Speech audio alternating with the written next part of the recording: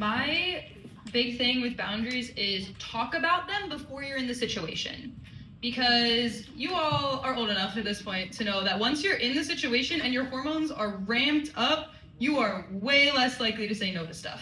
It gets really hard because you're in the moment and it feels good and you're like, oh my gosh, this is like the love of my life right now and I need this. You don't.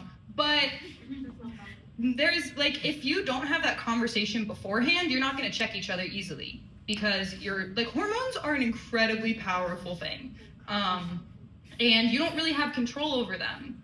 And that's not an excuse to not say no, but it gets a lot harder. And so if you've sat down with this person and you said, hey, here's where we're stopping no matter what, if something happens, you can look at each other and say, okay, we've already agreed on this, we're not doing this, or pull each other back, and it's a lot easier than if you haven't talked about it and you're like, well, I don't want this to be like awkward because we're already in it, and like he's not gonna like me anymore if I say no at this point.